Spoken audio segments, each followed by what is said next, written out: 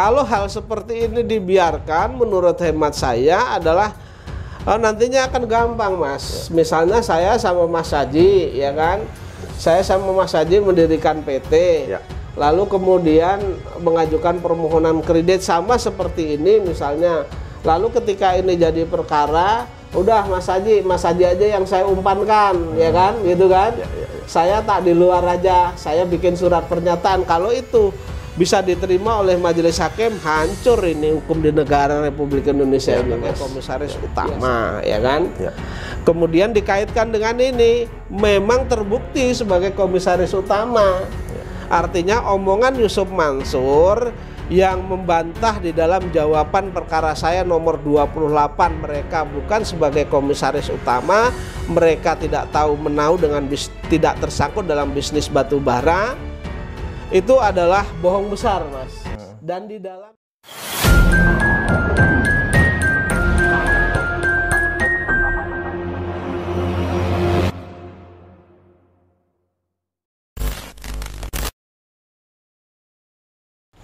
ya, bismillahirrahmanirrahim. Assalamualaikum warahmatullahi wabarakatuh, teman-teman. Bagaimana kabar teman-teman semuanya? Semoga selalu sehat dan senantiasa dalam lindungan Allah SWT. Alhamdulillah, saya kembali lagi bersama Pak Zaini Mustafa setelah kemarin berbincang melalui Zoom ya. Kali ini saya berjumpa di kediaman langsung. Kali ini saya ingin berbincang-bincang dengan Pak Zaini terkait dengan soal ini, Pak. Ini sebenarnya masih berkaitan dengan perkara Pak Zaini melawan PT Adi Partner Perkasa atau Yusuf Mansur dan kawan-kawan ini, Pak. Nah, ini yang dijadikan landasan Pak Zaini bahwa Yusuf Mansur itu berperan sebagai komisaris utama PT Adi Partner Perkasa adalah bahwa putusan dari Mahkamah Agung, putusan dari pengadilan, pengadilan ya, karena PT Adi Partner Perkasa ini pernah berperkara melawan bank, salah satu bank, Pak, kita sebut nggak apa-apa? Nggak apa-apa. Nggak apa-apa ya? Apa-apa ini udah Bank putusan. CIMB Niaga, Pak. Dan di sana Yusuf Mansur digugat, didudukan sebagai komisaris utama. Nah, kita langsung tanyakan kepada Pak Zaini Mustafa. Assalamualaikum, Pak Zaini. Waalaikumsalam warahmatullahi wabarakatuh. Sebenarnya yang membuat Pak Zaini menjadikan landasan perkara ini, Pak, yang tidak bisa dibantah sebenarnya, Pak, ini seperti apa, Pak? Jadi begini, Mas Haji, sebenarnya ada beberapa landasan hukum yang saya jadikan dasar bahwa Yusuf Mansur itu sebagai komisaris utama dari PT Partner Adi Perkasa, Mas. Yang pertama, bahwa pada saat Yusuf Mansur itu presentasi di Masjid Darussalam Kota Wisata itu, mereka mengaku dan mengatakan bahwa dirinya diangkat sebagai komisaris PT Adi Partner Perkasa, begitu, komisaris utama ya. Itu dan itu di dalam presentasi itu masih banyak saksinya yang masih hidup sampai dengan saat ini yang mendengar ucapan Yusuf Mansur tersebut. Kemudian landasan yang kedua ini adalah putusan 313 garis miring PDT titik G garis miring 2011 garis miring PN titik JKT titik sel. Ini perkara antara Bank CIMB Niaga dengan PT Adi Partner Perkasa sebagai tergugat 1, kemudian Adiansah sebagai tergugat 2, kemudian Yusuf Mansur sebagai tergugat 3, dan Muhammad Syakir Sula sebagai tergugat 4, Mas. Ini langsung saya sebutkan namanya karena ini sudah di-upload di Direktori Putusan Mahkamah Agung Republik Indonesia. Ini bentuknya putusan Pengadilan Negeri Jakarta Selatan, begitu, Mas. Nah, Yusuf Mansur dalam perkara 313 ini itu digugat karena kedudukannya sebagai komisaris utama dari PT Adi Partner Perkasa. Kemudian Syakir Sula digugat sebagai tergugat 4, itu kedudukannya sebagai komisaris, Mas. Jadi sulit dibantah oleh Yusuf Mansur bahwa Yusuf Mansur itu berkedudukan di dalam PT Adi Partner Perkasa itu sebagai komisaris utama. Perusahaan ini bergerak di bidang bisnis batu bara, begitu, Mas. Jadi kalau Yusuf Mansur itu mengatakan bahwa Yusuf Mansur tidak kenal dengan Adiansah, kemudian Yusuf Mansur tidak terlibat dalam bisnis batu bara. Itu adalah omong besar, omong bohong itu Mas. Itu iya. Gitu, karena dalam perkara ini Yusuf Mansur juga menggunakan hak hukumnya Pak ya. Artinya Yusuf Mansur juga tidak mempercayai dirinya itu memang benar-benar komisaris PT Adi Partner Perkasa begitu Pak. Di dalam putusan 313 ini Yusuf Mansur itu mengutus kuasa hukumnya. Kemudian Yusuf Mansur memberikan jawaban di dalam gugatan ini dan tidak menolak didudukan sebagai komisaris utama. Artinya memang tidak terbantahkan lagi begitu Mas Haji. Artinya ini kontradiksi dengan Yusuf Mansur yang kita tahu sempat bersuara di media salah satu televisi yang mengatakan bahwa tidak terlibat atau tidak mengenal siapa Adiansyah ini, dan juga membantah pada awal perkara dengan Pak Jini di Pengadilan Negeri Jakarta Selatan, membantah bahwa dirinya itu berdudukan sebagai komisaris utama Pak ya. Betul, itu kontradiktif sekali. Jadi Yusuf Mansur di dalam jawabannya melawan perkara saya yang tercatat dalam nomor perkara yang dalam registrasi perkara perdata nomor 28 garing PDT garing PDT titik G garing 2022 garing PN garing CKT sel itu melawan saya dan Yusuf Mansur itu. Yusuf Mansur di dalam jawabannya kemudian dalam dupliknya dia membantah bahwa dia selaku komisaris utama dari PT Adi Partner Perkasa. Artinya Yusuf Mansur ini jawaban Yusuf Mansur ini jelas kontradiktif dengan dengan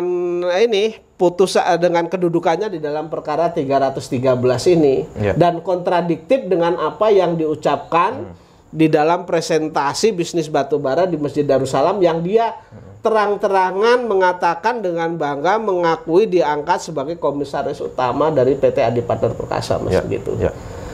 Dan kenapa dalam perkara ini Yusuf Mansur juga turut digugat karena dinilai lalai dalam mengawasi kinerja dari direktur dan juga perusahaan tersebut Pak ya. Jadi kalau urut-urutan utamanya adalah bahwa permohonan kredit permohonan kredit PT Adi Partner Perkasa ini ditandatangani oleh direktur dan komisaris. Jadi ditandatangani oleh Adi Partner Perkasa, kemudian ditandatangani oleh komisaris utama Yusuf Mansur, ditandatangani oleh komisaris Muhammad Syakir Sula tersebut. Artinya jelas, clear kan? Pengajuan ini diajukan oleh organ daripada PT Adi Partner Perkasa begitu. Jadi sulit dibantah karena mereka juga kan tanda tangan di sana begitu. Dan Pak Zeni bisa diterangkan kembali Pak, sebenarnya duduk perkara ini bagaimana bisa CIMB itu bisa mengalami kerugian karena PT Adi Perkasa atau Adiansyah ini bagaimana Pak? Jadi begini, si PT Adi Partner Perkasa ini kan mengajukan permohonan kredit kepada CIMB Niaga. Kemudian disepakatilah kredit itu. Jadi CIMB Niaga bersedia memberikan fasilitas kredit sebesar 120 miliar Mas ini. 120 miliar, kemudian telah disepakati di sana dituangkan dalam bentuk perjanjian kredit Mas. Jadi jelas sesuai dengan dokumen ini yang tanda tangan adalah direktur dan komisarisnya PT Adi Partner Perkasa, di mana kedudukan Yusuf Mansur di dalam permohonan kredit itu sebagai komisaris utama Mas. Kemudian kredit sebesar 120 miliar itu akan dijamin dengan setoran tunai sebagai deposito berjangka Mas. Ternyata kan tidak sempat jaminan itu disetor, kemudian PT Adi Partner Perkasa ini mengajukan permohonan bank garanti. Bank garanti sebesar 162.000 US dollar yang diberikan kepada mitra bisnisnya begitu. Kemudian disepakatilah itu. Nah, kemudian bank garansi ini juga akan dijamin dengan setoran tunai sebesar 162.000 US dollar itu. Ternyata tidak disetor, tetapi bank garansi yang sudah dikeluarkan oleh si IMB Niaga ini terlanjur diberikan kepada mitra bisnis atau lawan bisnisnya PT Adi Partner Perkasa.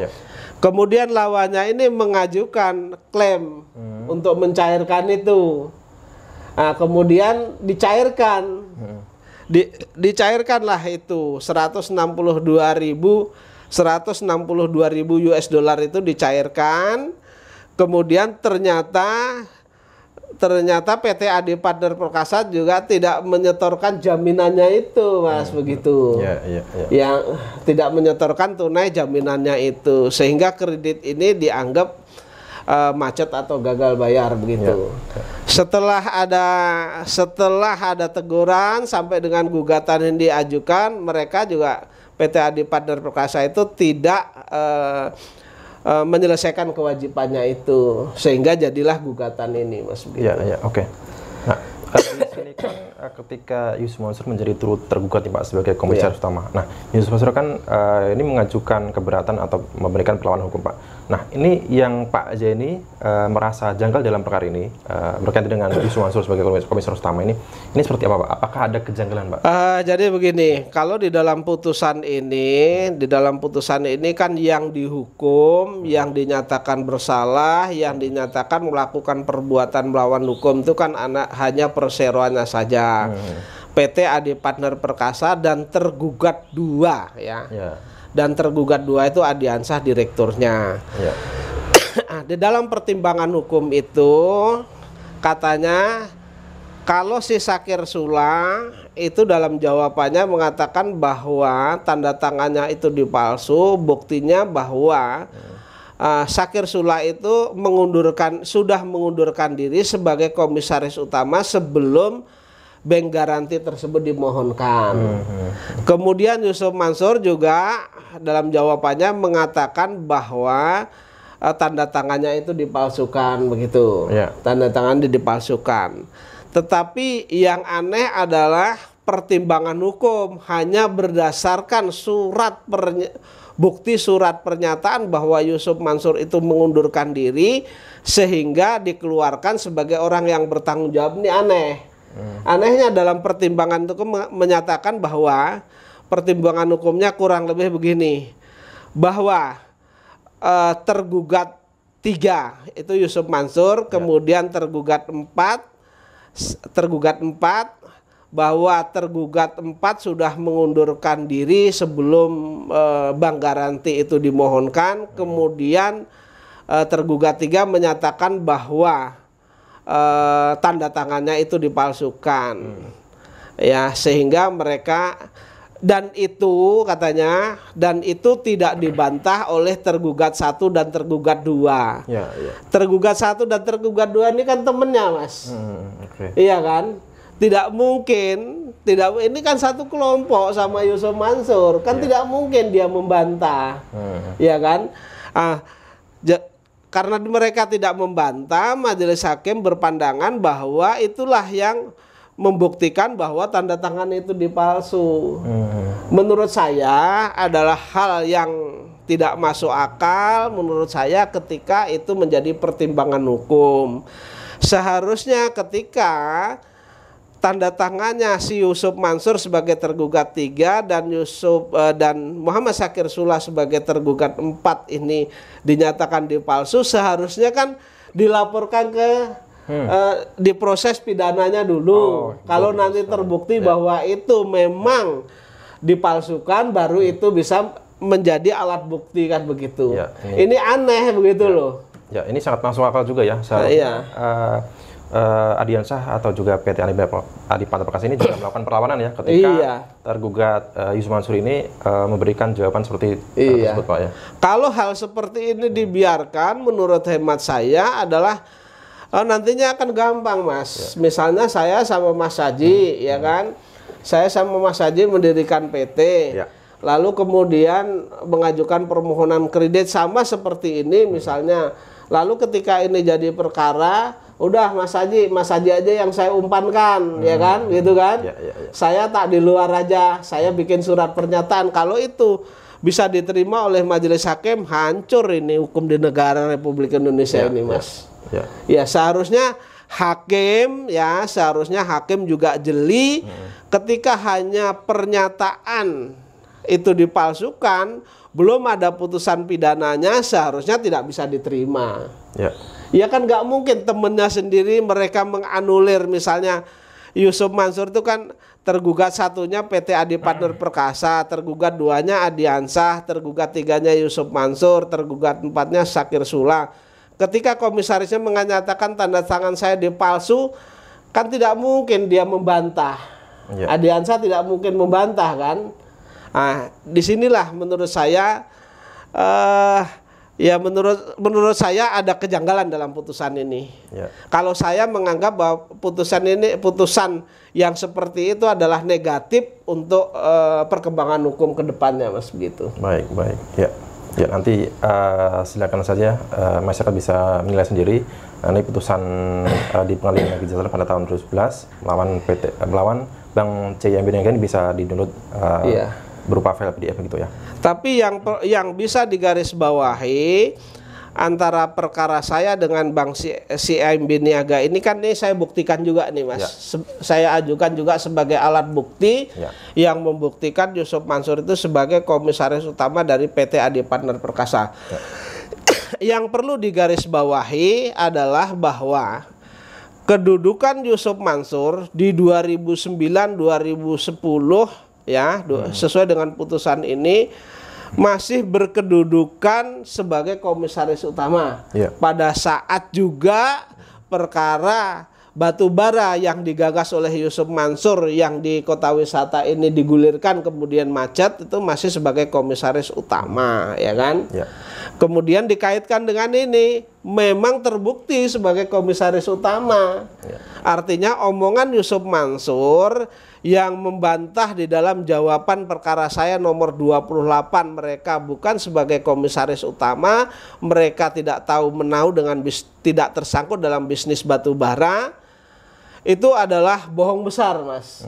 Dan di dalam beberapa, kalau nggak salah di TV One mereka mengatakan tidak kenal dengan Adiansah, kemudian tidak ada sangkut paut, tidak kenal dengan Adiansah dan tidak terlibat dalam bisnis batu bara. Ini bohong besar. Karena jelas kok PT Adi Partner Perkasa itu bergerak di bidang bisnis batu bara. Ya kan? Nah, kemudian di sini Yusuf Mansur berkedudukan sebagai komisaris utama. Yang namanya komisaris ini sama-sama mendirikan PT Adi Partner Perkasa atau Yusuf Mansur diangkat sebagai komisaris, kan tidak mungkin tidak tahu dengan direkturnya siapa yang mengangkat, kan begitu. Kemudian sama-sama di sana selaku pemegang saham, kan tidak mungkin Mas ini tidak kenal. Dan ini bisnisnya batu bara, dan kalau tidak terlibat kan tidak mungkin, gitu, Mas. Dan yang aneh juga dan cukup menjadi pertanyaan besar untuk kita semua bahwasanya Yusuf Mansur dalam perkara melawan CIMB Niaga ini mengatakan bahwa mengundurkan diri dan juga mengatakan bahwa tanda tangan dipalsukan, Pak, ya. Iya, mereka hanya tidak mengundurkan diri. Kalau Yusuf Mansur hanya mengatakan bahwa tanda tangan saya dalam permohonan bank garansi tersebut dipalsukan, tidak saja. Mengundurkan diri, hanya tidak mengundurkan diri. Muhammad Syakir tersebut. Yang mendalilkan mengundurkan diri hanyalah Muhammad Syakir Sula, mengatakan saya sebelum bank garansi ini dimohonkan sudah mengundurkan diri, ini bukti pengunduran dirinya. Dan Yusuf Mansur sendiri juga tidak melaporkan tindak pidana penipuan. Oh, sampai dengan saat ini kan tidak melaporkan pidana terhadap Adiansah, kan aneh. Dan kemudian Yusuf Mansur juga pasang badan untuk mengganti, bertanggung jawab mengganti kerugian para investor. Nah, ini yang menjadi tanya besar. Iya, itu, Mas. Lambat laun dan berdasarkan fakta, karena banyak saksi hidupnya juga, ada bukti tertulisnya. Saya berkeyakinan bahwa dokumen Yusuf Mansur sebagai komisaris utama itu ada di bank CIMB Niaga itu, sehingga mereka nggak bisa bantah ini, Mas. Itu itu, Mas. Baik, terima kasih Pak Jani Mustafa dengan dibedahnya perkara PT Adi Partner Perkasa, di mana Yusuf Mansur juga turut gugat didudukan sebagai komisaris utama. Ini kita bedah bersama Pak Zaini Mustafa, ini juga bisa menambah pengetahuan bagi teman-teman semuanya dan juga menilai ya. Jadi sebenarnya bagaimana sebenarnya Yusuf Mansur sendiri sudah berperkara ya, berperkara tentang perbuatan melawan hukum ini sudah beberapa tahun yang lalu gitu Pak ya. Ya. Sudah banyak perkara gitu Pak ya. Iya. Jadi begini Mas. Jadi lebih gamblangnya lagi, karena Yusuf Mansur itu kalau di dalam TV One mereka mengatakan tidak kenal dengan Adi Ansah, tidak terlibat dalam bisnis batu bara, kan begitu Mas. Ya. Masyarakat biar tidak ragu-ragu, ya kan, biar tahu landasannya, masyarakat browsing saja. Ya. Masyarakat browsing saja di dalam putusan Pengadilan Negeri Jakarta Selatan nomor 313 PDT .G /2011 PN JKT sel itu Mas, yang diputus pada 2012. Nah, jadi nanti masyarakat bisa menilai Mas, apakah yang diomongin Yusuf Mansur itu sesuai dengan faktanya atau tidak. Kalau melihat ini, membaca ini dengan jelas faktanya bahwa Yusuf Mansur itu apa yang diomongkan dengan ini tidak sama Mas, kontradiktif artinya begitu Mas. Baik, terima kasih Pak Zaini Mustafa. Sekali lagi ini semoga bisa menjadi tambahan wawasan pengetahuan hukum teman-teman ya. Mungkin ada yang ditambahkan Pak Zaini? Cukup itu aja Mas. Ya, terima kasih Pak Zaini. Kita tutup Pak Zaini dan kita lanjutkan bahasan lain di video selanjutnya. Saya dan Pak Zaini dari Kota Pisau Lajipur mengucapkan wassalamualaikum warahmatullahi wabarakatuh.